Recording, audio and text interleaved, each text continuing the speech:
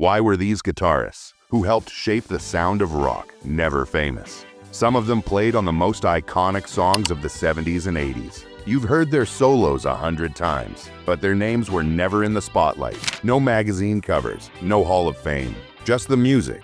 It's hard to believe, but a few of these musicians helped invent entire styles of playing and still got none of the credit. They gave their whole life to music. Long tours, low pay, and hours of practice. Some passed away without anyone knowing what they truly gave the world. You know the riffs, but do you know the hands that played them? Think about this. It's 1975, a smoky club. A quiet guy walks on stage with an old guitar. The moment he plays, the room freezes. He melts the strings off with pure skill. Then he packs up, walks out, and no one remembers his name. But the sound he made never leaves you. If you've ever worked hard and still felt ignored, this story will hit you. You're about to discover 10 guitarists who changed rock music forever. They didn't chase fame, they chased sound, and somehow they were left out of history. But not anymore. In the next few minutes, you'll meet players whose solos changed everything. And one of them has been holding on to a secret for over 40 years. This isn't just a countdown. It's a way to give credit back to the ones who deserved it most. And when you hear the final name, you'll never listen to rock the same way again. We start with two players so far ahead of their time, the world just didn't know what to do with them. One was Danny Gatton, a soft-spoken genius from Maryland.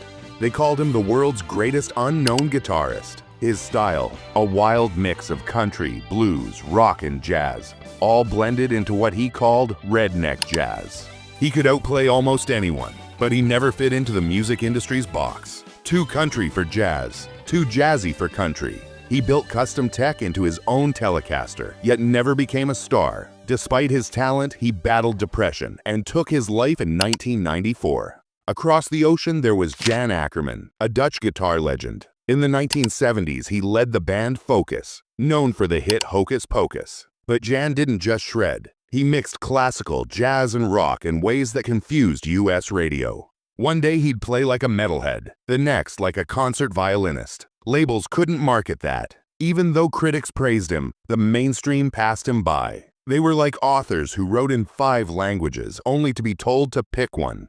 And when they didn't, the spotlight moved on. They weren't just ignored, they were too advanced for their own time. Gatton played for love, not fame. Ackerman once recorded solos on horseback. Yes, really. These weren't just great guitarists. They were bold creators, pushing sound where it had never gone. But here's the twist. Sometimes, even when the spotlight is on, it misses the right person completely. Ready to meet the one who broke all the rules and nearly got erased for it? Next up, we look at 2 guitarists who stood in the spotlight, but somehow never got the credit they earned.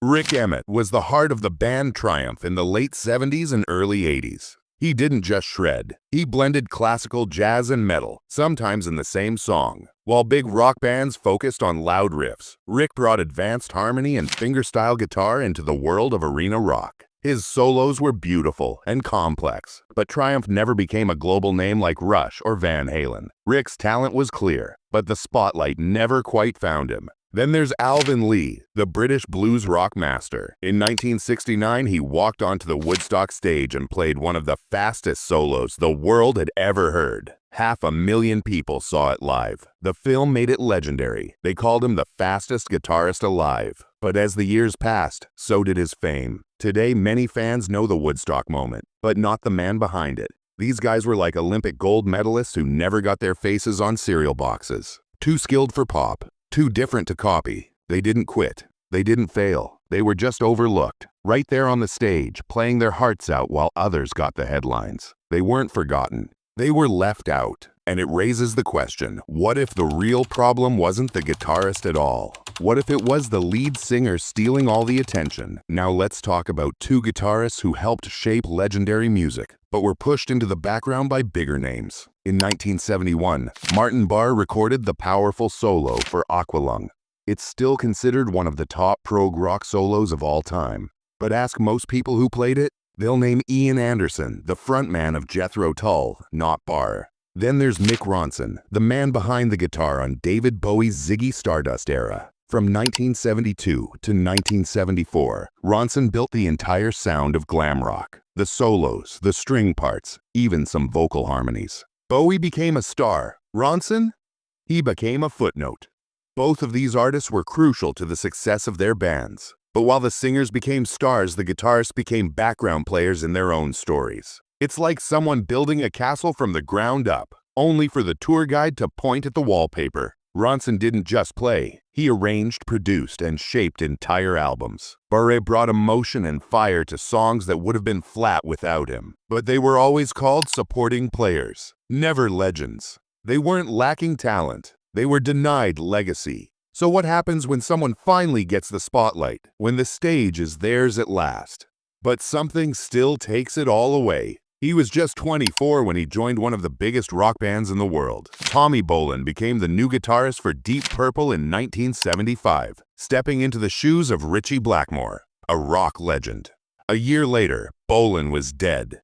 His 1975 solo album, Teaser, was a mix of rock, funk, jazz, and blues. Critics praised it, and fans saw something fresh. He had already stunned the music world by playing on Billy Cobham's Spectrum in 1973, a jazz fusion album still studied today. Just when it looked like his moment had come, addiction took over.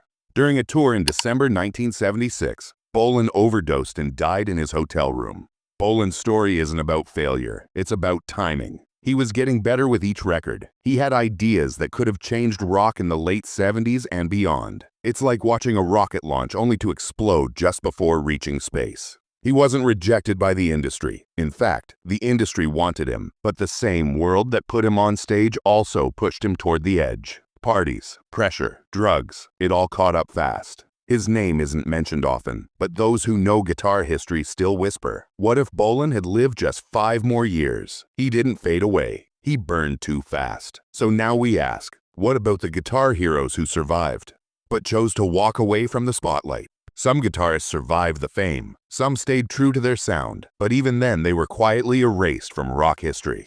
Steve Hackett, who played with Genesis, helped invent techniques like tapping and layering sounds to feel like an orchestra. But in 1977, he walked away from the band, just before they became global stars. Jeff Beck, on the other hand, stayed active for decades, but he refused to follow trends. No flashy frontman, no cheesy hits, just pure, bold guitar playing. And yet, their biggest ideas gave other artists the spotlight.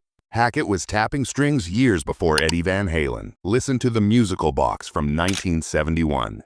He did it first, but Van Halen got the credit.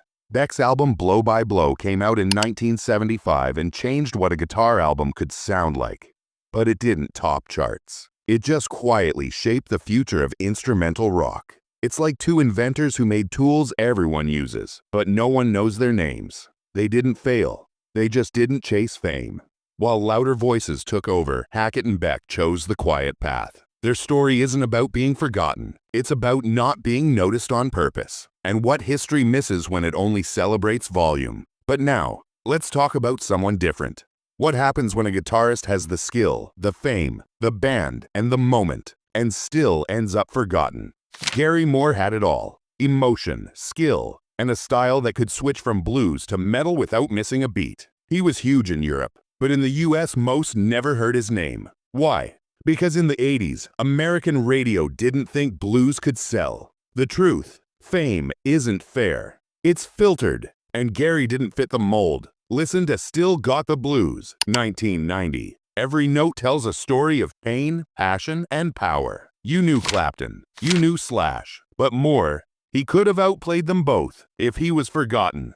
How many more have we missed? These guitarists didn't just play, they changed the sound of rock forever. They weren't always in the spotlight, but now you know their names. You've seen the skill, the passion, and the legacy they left behind. If this moved you, hit like, share the video, and let more people hear their story. Let's not let these legends fade again. Drop a comment below. Who's your favorite underrated guitarist? Who else deserves a place in this Hall of Fame? Together, we can bring their music and their names back into the light.